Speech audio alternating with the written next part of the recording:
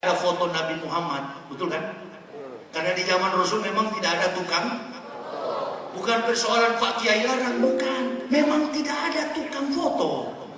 Kenapa tidak ada tukang foto? Karena di zaman Rasulullah belum memasuki era modernisasi sekularisme. Berarti belum ada fasilitas modern, teknologi modern seperti kamera sekarang ini yang sorot kanan. Belum ada seperti dulu. Belum ada. Nah, kalau di zaman Rasul abad ke-6 571 tidak ada fotonya, bagaimana mungkin Isa ada fotonya? Astagfirullahaladzim. Udahlah, pulang kembali, menyerah sajalah. Repot. Pak Kiai kita almarhum Gus Dur bilang gitu kok repot. Gampang kan? Tapi untuk masuknya memang susah. Kalau nggak dapat petunjuk mahal itu.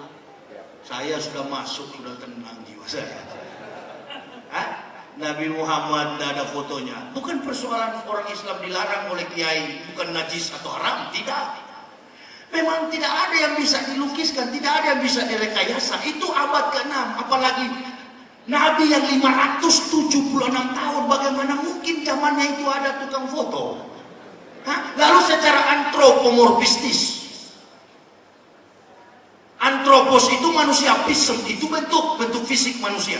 Kalau ada orang mata besar, rambutnya keriting, lalu datang kepada Bapak dan mengaku saya orang Cina, saya percaya Bapak Ibu saudara-saudaraku tidak akan menerima itu. Bukan, Anda bukan orang Cina, orang Afrika, kan begitu. Karena orang Cina bukan mata besar, identik dengan mata sipit. Nah, yang itu gambar itu ada nggak? Ada identik nggak dengan orang Timur Tengah? Itu orang bule. Tidak ada nabi dari bule. Tidak ada.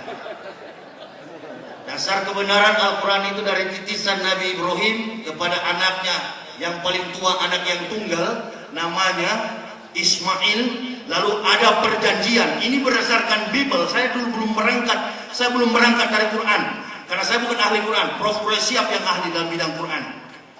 Dari Bible itu dijelaskan bahwa ada perjanjian antara Tuhan dengan manusia melalui perjanjian kitab, sunat. Disitulah keluar kalimat firman Allah bahwa aku akan memberkati bangsa yang memberkatimu dan aku akan mengutuk bangsa yang mengutukmu. Di situ perjanjian belum lahir itu Ishak, belum. Waktu itu Ibrahim umur 83 tahun, Ismail 14 tahun. Terjadi perjanjian yang disebut sunat. Nanti Ibrahim umur 99 tahun. Waktu malaikat mau menghancurkan Sodom dan Gomora, mampir di rumah Ibrahim. Ibrahim sudah payah, umur 99 tahun. Sarah juga sudah payah, sudah tua, sudah tidak haid. Tapi malaikat bilang, bagi kamu mustahil, tapi bagi Tuhanmu tidak ada yang mustahil. Tahun depan engkau akan melahirkan seorang anak laki-laki. Nah, itulah lahir Isa. Tapi perjanjian sudah terjadi. Makanya ini dari Bible punya isi ini. Dari Bible punya isi yang saya bicara tadi. Jadi tidak masuk akal menurut Bible. Kenapa orang masih percaya? Ada orang-orang yang beruntung yang mendapatkan Islam. Saya beruntung. Jadi kalau anak yang tunggal itu bukan Ishak. Ishak belum lahir. Jangankan lahir. Hamil pun itu Sarah belum. Nanti umur 99 tahun datanglah mujizat. Malaikat 3 orang mampir di rumah Ibrahim. Nah, Ibrahim ini ada tabiat, kemana-mana pun dia pergi selalu membangun tenda. Makanya dalam Al-Quran ada itu milah. Milah itu dalam bahasa Ibrani tenda. Qul innani adani Robi ila sirati mustaqim dinan qiyama millati Ibrahim hanif wa ma kana minal musyrikin. Baru ayat yang selanjutnya itu kalau tidak salah ibnu iftitah. Qul inna sholati wa nusuki wa mahyaya wa mamati lillahi rabbil alamin. Jadi di Indonesia ini ada gerakan pemurtadan yang namanya gerakan Milata Abraham. Ya kalau kita bawa gerakan Milata Abraham, tahu dulu apa itu milah. Milah itu tenda. Ini tabiat Nabi Ibrahim, kemana-mana dia pergi dengan lembu, sapi, kawanannya, dengan anak cucunya. Yang dia bangun pertama-tama adalah tenda, milah. Lalu timbul pengakuan, Shema Yisrael, Yahweh Elohenu, Yahweh Ehad. Dengarlah Israel, Tuhanmu itu Yahweh dan Yahweh itu Esa. Adonai Yismurka, Mikolra, Yesemor et nafseta Mikolra, Adonai Yismurka, me'ata we'at olamim. Dengarlah Israel, Tuhanmu itu Yahweh dan Yahweh itu Ehad. Yahweh itu maksud dulu itu adalah Allah Subhanahu wa ta'ala, sang pencipta.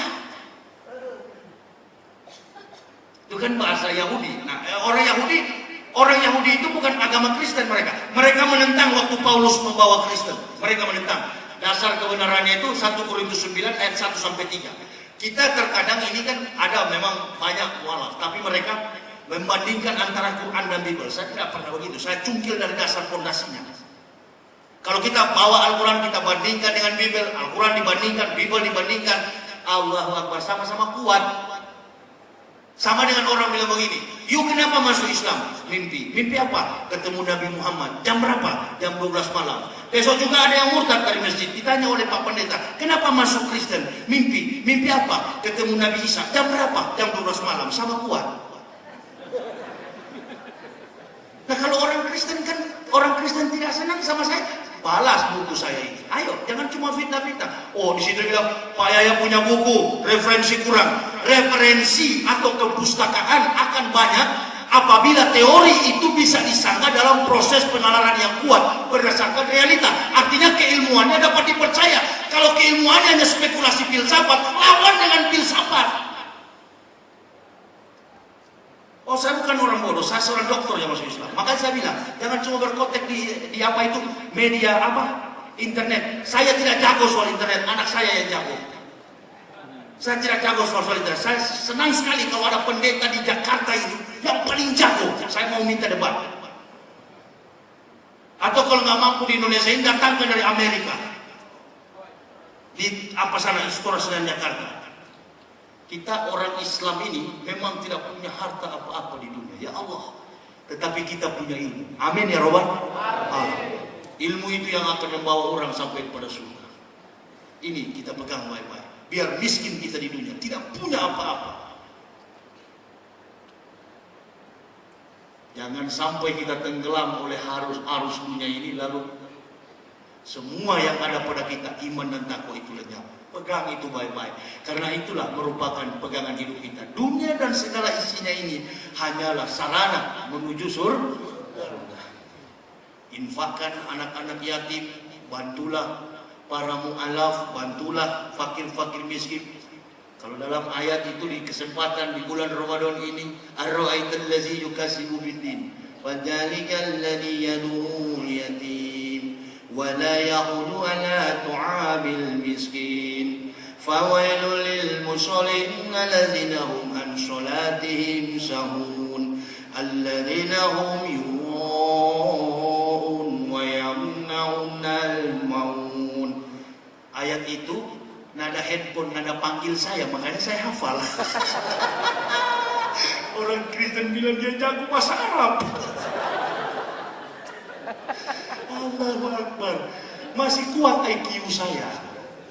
Makanya saya bilang, kalau ada orang yang gak senang, pemerintah gak senang lalu penjarakan saya, 1-2 tahun 30 juz saya hafal Al-Quran. Insyaallah. Saya serius masuk Islam. Saya tidak ada mondar-mandir. Saya keras dulu menentang Kristen. Menentang Islam saya paling keras di front terdepan. Sekarang saya masuk Islam karena kebenaran. Jangan ada orang, saya tidak perlu pendamping kiri kanan.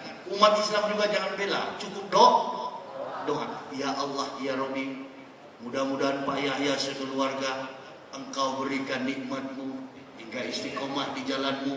Bimbinglah dia ya Allah, limpahkanlah berkah-Mu. Ketuk pintu hati pengurus masjid, kasih amplop yang banyak. Amin. Allahu Akbar. Mudah. Ya kalau begitu bantu, tapi kalau bersama-sama untuk berdakwah, dakwah tidak butuh personil. Dakwah butuh profesionalitas seseorang. Nah, kalau personil itu nanti kalau Islam sudah diganggu, baru diminta pemuda-pemuda Islam berangkat, insya Allah anak maju paling depan. Nah, itu baru kita perang berjamaah. Kalau di Indonesia ini nggak usah saling mengganggu. Gereja jangan dibom, orang Kristen jangan dibunuh. Panggil mereka untuk memeluk Islam. Itu dia. Dengan metode yang tentu abad 21 pengkajian secara ilmiah. Walaupun keras kelihatannya, itu tanggung jawab saya dengan Allah. Saya juga tidak minta dibela. Kalaupun sudah saatnya masuk penjara berarti itu kehendak Allah. Nabi-nabi masuk penjara, mati dipancung. karena berkata kebenaran.